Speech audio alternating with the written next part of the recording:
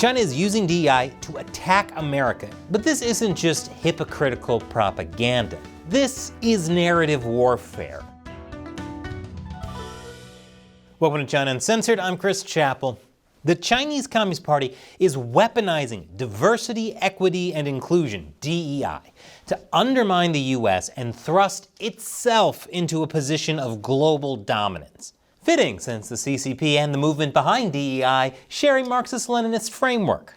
China is using DEI to attack America and portray it as an inherently and egregiously racist country. I have concern that Asian Americans are getting stereotyped, are getting targeted for reasons that have to do with more misinformation than real information. For many Americans, access to good public transportation is essential to a good life. But far too often, minorities, especially African Americans, don't have access to reliable and efficient public transportation.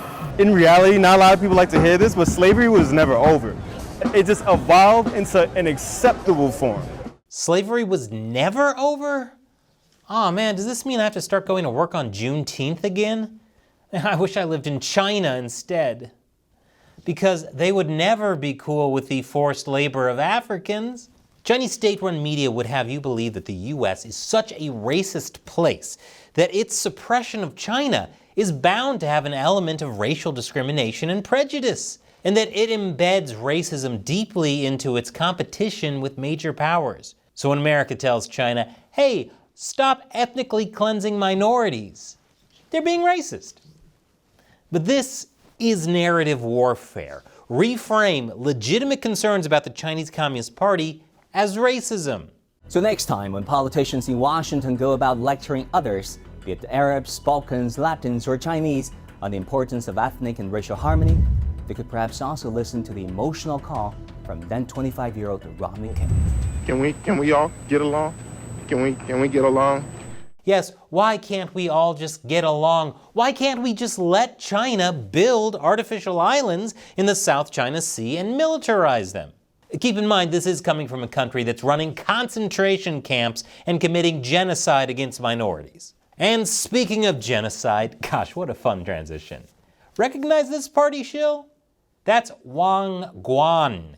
You may remember him from such timeless features as What's China's Re-Education Camp in Xinjiang Really About?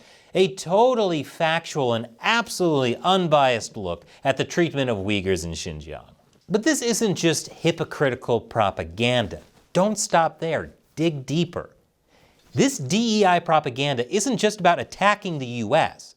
The Communist Party is also presenting itself as the champion of inclusivity. That's the secret to China's success. And the Communist Party will drag out all the happy, dancing ethnic minorities to prove to the world how inclusive it is. And this is actually very smart of the Chinese Communist Party. After decades of failed Maoist policies, the Chinese Communist Party knew they desperately needed foreign investment to jumpstart China's economy. And they got it by taking advantage of the West's desire for a better world. In 2003, a guy working for the UN named James Gifford created ESG, that stands for Environmental, Social, and Governance. It was designed to be another useful metric to help investors assess the health and future profitability of a company. The idea is that a company that doesn't prioritize ESG will perform poorly long term. Invest in coal? Won't do much good when governments start to ban it. Don't have enough diversity? You won't attract the best talent. Since these are, as it's described, metrics that can be measured, a company gets an ESG score, and the higher it is, the more investment you can get. And so, China was the place for all these corporations to invest. It was a communist country headed to democracy. As long as the West gives China plenty of capital, they will reform. This movement to invest in China was spearheaded way back in 1979 by head of the World Economic Forum, Klaus Schwab, when he invited then Chinese leader Deng Xiaoping to Davos. Although he declined, Klaus then traveled to China later that year. Keep in mind, Klaus Schwab's WEF has said by 2030 we'll own nothing and be happy. So I definitely see him as a fellow traveler. there was definitely ideological motivation to make China a superpower. And with all that investment from Western companies, China became a major power. That's why today you have so-called experts saying China plays an exemplary role in promoting fair, inclusive, global human rights governance. China heralds itself as a promoter of inclusivity in global development, an inclusive digital economy, inclusivity for women, and more. The idea is that China, as an alternative to the racist US-led world order, will lead the global South.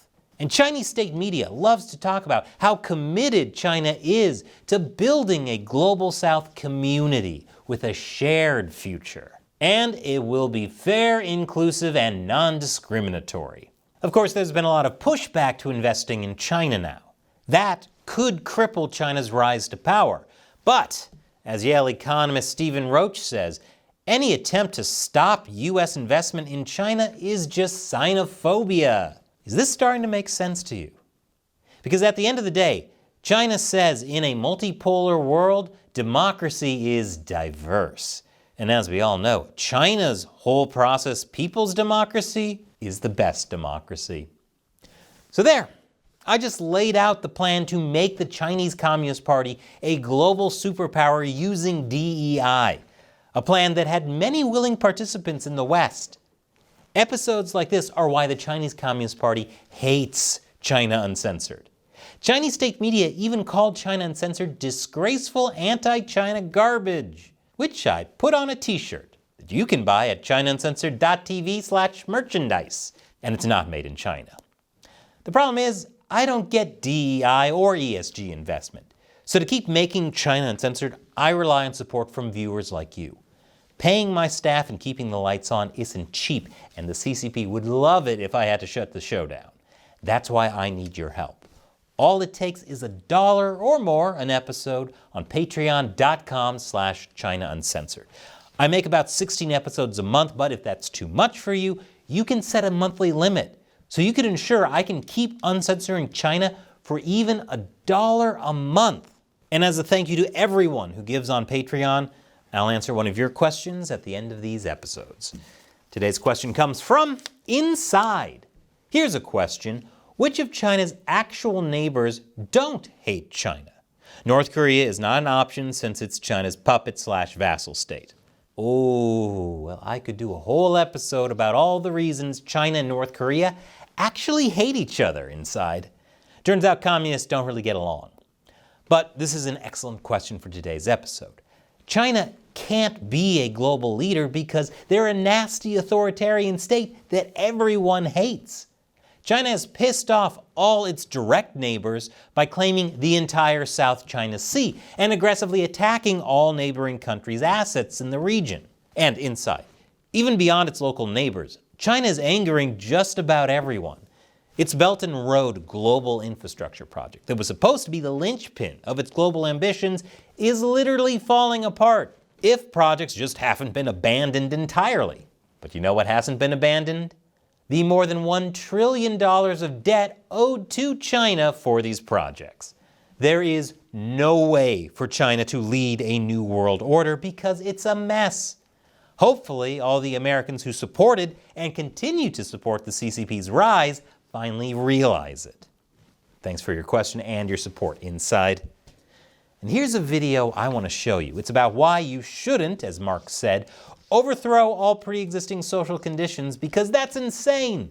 A criticism YouTube might not want to hear because it might affect their ESG score. So I'm hiding it in gaming content on my new show, Deep Thoughts While Gaming. Click here and let me know what you think. And click that orange button to support us on Patreon. Once again, I'm Chris Chappell. See you next time.